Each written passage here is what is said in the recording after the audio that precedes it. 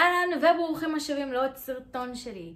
היום אני הולכת לענות על השאלה, איזה כדור פסיכיאטרי הכי כדאי לקחת? סקרנים? אז בואו נעשה פתיח קצר ונתחיל.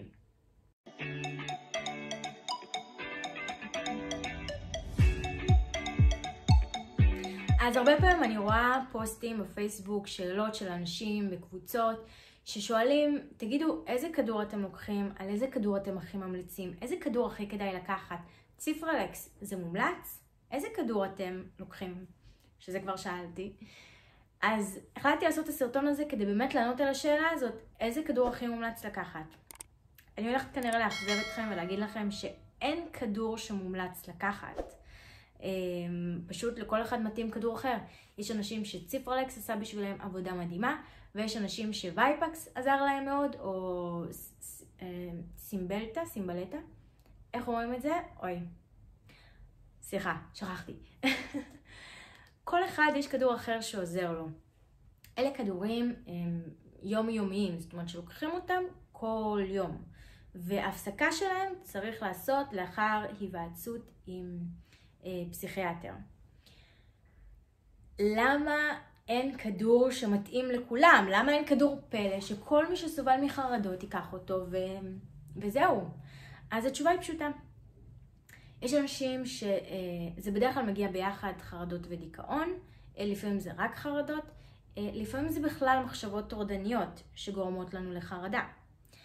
הפסיכיאטר מאבחן מה זה בעיקר, דבר ראשון, האם זה דיכאון מלווה בחרדות, האם זה חרדה מלווה בדיכאון, או שזה OCD מלווה בחרדות.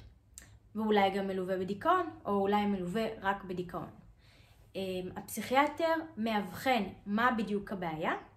דבר שני, הוא בודק מה התסמינים, כדי להתאים כדור שיפתור את התסמינים. כדורים פסיכיאטריים, מה שהם עושים, הם מקילים מבחינת התסמינים. הם לא פותרים את הבעיה עצמה. זאת אומרת, יש איזושהי בעיה, איזושהי מחשבה, פחד, משהו רגשי, התנהגותי, קוגניטיבי, שמפריע לנו. הכדורים הפסיכיאטריים לא יכולים לעזור לנו למצוא מה הדבר הרגשי, ההתנהגותי שמפריע לנו, מה הדפוס שמחזיר אותנו לחרדות או לדיכאון, או למחשבות הטורדניות. הכדורים הפסיכיאטריים לא יכולים לעזור לנו למצוא את הבעיה הזו ולפתור אותה. מה שהם יכולים לעשות זה לעזור לנו עם התסמינים. ולכן הפסיכיאטר ישאל אותנו מה התסמינים שאנחנו חווים. האם זה הפרעה בשינה? האם אנחנו מתקשים להירדם? האם יש לנו חוסר תיאבון? האם אנחנו עייפים כל היום? מה התסמינים שבאמת מפריעים לנו? ולפי זה יתאים לנו את הכדור. ולכן, יש אנשים שיגידו שציפרלקס שינה להם את החיים ועשה עבודה מדהימה. יש אנשים שיגידו שציפרלקס עשה להם רע, הם לא יכלו בכלל, הם אחרי שבוע הפסיקו את הכדור או לא היו מסוגלים יותר. יש אנשים שיגידו שווייפקס מאוד עזר להם. כל אחד והכדור שהכי עזר לו. ולמה יש כדור שעוזר לאדם אחד ולא עוזר לאדם אחר? כי בסופו של דבר לכל אחד יש תסמינים אחרים. והכדור, המטרה שלו זה להשתיק את התסמינים. לכן זה לא משנה איזה כדור עזר למשה, כי לי יכול להיות שהוא לא יעזור. ולכן אני צריכה לשאול פסיכיאטר. פסיכיאטר יעשה את האבחון.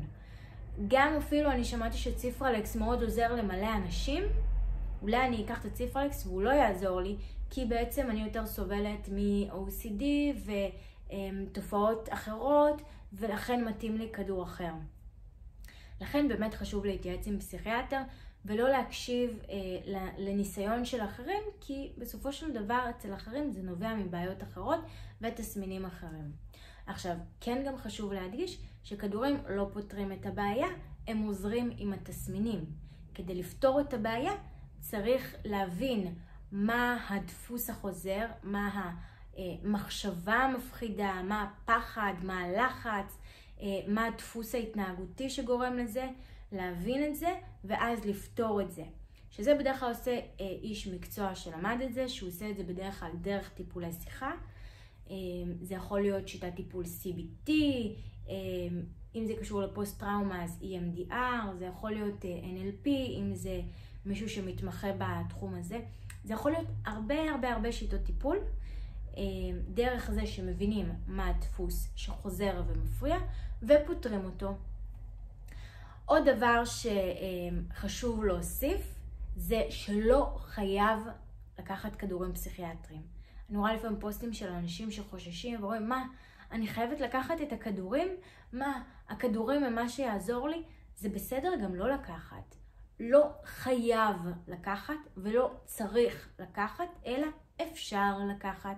וזה בסדר, מי שרוצה לקחת כדורים, ייקח כדורים, ומי שלא רוצה לקחת כדורים, לא ייקח כדורים.